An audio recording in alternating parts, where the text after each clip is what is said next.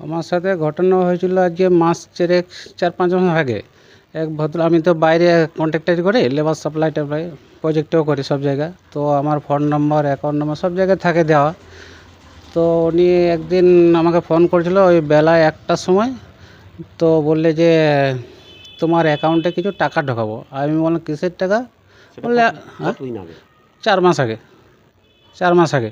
তা আমি বললাম কিসের টাকা? বললে আমাদের কোম্পানি টাকা, তোমার কোনো অসুবিধা নেই, জিএসটি ফিএসটি কেটে তোমাকে পয়সা দেবো। আমি বললাম আমাকে কত পার্সেন্ট দেবেন? তা আমাকে বলেছিল যে 15% টাকা দেবো। তো আমি বললাম, বারবার ওকে বলছি যে টাকাটা দেখো ভাই, অরিজিনাল টাকা তো, 2 নম্বরই টাকা লাগে, তো 2 নম্বরই টাকা দিয়ে আমি অ্যাকাউন্টও দেবো না, আর আমি 1 টাকা আমার দরকার নেই এরকম টাকা। তো বললেন না, তোমার কোনো ভয় নেই, কোনো চিন্তা নেই, তোমার অরিজিনাল টাকা একদম এইভাবে করতে হয়। তো আমি সেইভাবে সব ওকে ডিটেলস পুরো সব কিছু দিয়েছিলাম। এইরকম ফোন নম্বর থেকে অ্যাকাউন্ট নম্বর সব কিছুই আমি দিয়েছিলাম নিজে থেকে। তারপরে আমি একদিন গিয়েছিলাম ওর কাছে কলকাতায় যেয়ে একদিন ছিলাম আমি। তো ছিলাম, তারপরে আমি চলে এলাম ও অ্যাকাউন্ট নাম্বার দিয়ে। ও বললে যে হ্যাঁ 2-3 দিন পরে তোমার টাকা ঢুকবে, তোমাকে তারপরে টাকা আমি দেবো ঠিক।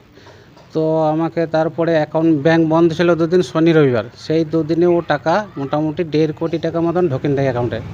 ঢুকিয়ে নেওয়ার পরে আমি কিছু জানতে পারি না। সোমবার দিন ব্যাংকে আমাকে ফোন করছে, বলছে তোমার অ্যাকাউন্টে এইরকম 2 নম্বরই টাকা ঢুকেছে। আমি বললাম স্যার আমাকে তো 2 নম্বরই টাকা এরকম জানি না, বলে না কিছু। তারপরের দিনে আমি সঙ্গে সঙ্গে ব্যাংকে গেলাম, সিউড়ি আইসিআইসি ব্যাংকে। ম্যানেজার বললে যে এই টাকা ঢুকেছে, ফরওয়ার্ড টাকা, তোমরা এইসব কেস হবে, হ্যান হবে, তেন হবে। আমি বললাম স্যার আমি কী করে বাঁচবো এইসব করে? তো আমি সঙ্গে সঙ্গে উকিল টুকিল অনেকজনের সাথে কথা বলছিলাম। তো সেই সময় বললে বেশ ঠিক আছে, কেস হোক, তারপর আমরা দেখব। তারপরে আমি ছেড়ে দিলাম। তারপরে এই ভদ্রলোক আমাকে আবার কন্টিনিউ ফোন করে, তারপরে আমাকে ফোন করে আবার ও আমাকে বললে যে তোমার যখন লস হয়ে গেছে, এই হয়ে গেছে, তো তুমি আরেকটা টাকা, তুমি টাকা দাও, তোমাকে এই করবো। তা আমি ওকে আবার 3,56,000 টাকা একটা লোভ দিলাম, টাকা দিলাম। 3,56,000 টাকা দিয়ে ওকে ধরার জন্য আমাকে। তারপরে ও আমাকে আবার পাত্তা দিলেন না। তারপরে আমি আবার 3-4 জন মিলে ওকে আরেকটা টোপ দিয়ে ওকে 9 লাখ টাকা দেবো বলে, 9 লাখ টাকা দেবো বলে ওকে আমি ডেকে নিয়ে এলাম। ডেকে নিয়ে এসে টাউনশিপের গেটের কাছে কালকে আমি সদাইপুর থানার হাতে, পুলিশের হাতে তুলে দিয়েছি ওকে। আপনার অ্যাকাউন্টে কত টাকা দিয়েছিল? আমার অ্যাকাউন্টে 1.5 কোটি টাকা ঢুকেছিল, আমাকে 1 টাকা দেয়নি। অ্যাকাউন্ট আমার ফ্রিজ হয়ে গেছে।